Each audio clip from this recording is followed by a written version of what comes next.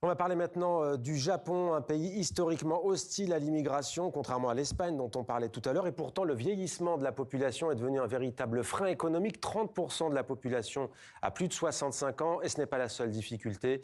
Les finances du pays sont telles que certains analystes parlent carrément de possibles faillites. Décryptage qui s'impose avec Demet Korkmaz. Bonsoir Demet, cela fait un certain temps que le Japon est dans le rouge. Que se passe-t-il exactement ?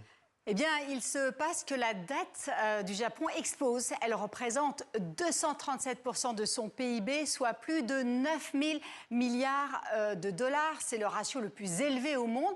Mais lorsqu'un pays est aussi endetté, cela fait aussi monter les taux d'intérêt. Pourquoi ? Eh bien, parce que les investisseurs n'ont plus confiance. Et lorsque les marchés n'ont plus confiance, eh bien, vous êtes soumis à des mouvements plus erratiques et donc plus difficiles à anticiper, que ce soit pour les obligations, pour la monnaie ou encore les actions.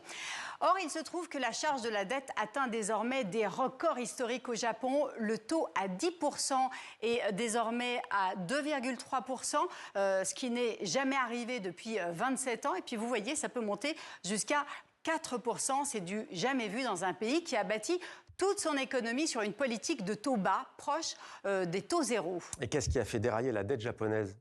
En fait, pour maintenir ces taux proches de zéro, de manière, il faut dire, un peu artificielle, la Banque centrale du Japon a acheté des obligations d'État à tout va.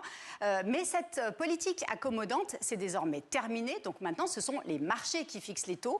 Évidemment, tout ceci a un impact sur l'économie réelle. Cette dette qui coûte de plus en plus cher siphonne les comptes publics. Et en pareille circonstance, eh bien, il y a trois solutions. 1, serrer la vis et procéder à des coupes budgétaires.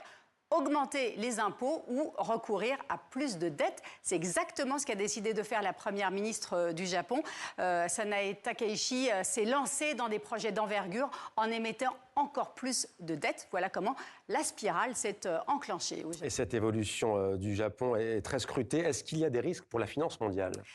Eh bien, figurez-vous que c'est l'économie américaine qui serait la plus exposée aux risques japonais parce que cette tradition, eh bien, pendant des décennies, de maintenir des taux proches de zéro a incité les investisseurs japonais à se tourner vers des rendements plus attractifs à l'extérieur. Environ 5 000 milliards de dollars de capitaux japonais sont investis à l'étranger. C'est bien que le Japon est désormais le premier détenteur de bons du Trésor. Et si par nécessité, le Japon venait à liquider, même en partie, ses obligations pour rapatrier des fonds, eh bien la dette américaine souffrirait par effet domino. Or, on sait que cette dette américaine qui est colossale, c'est aussi le talon d'Achille de Washington qui surveille de très très près ses propres taux. Merci pour ce point complet, Demet, donc sur la situation économique au Japon.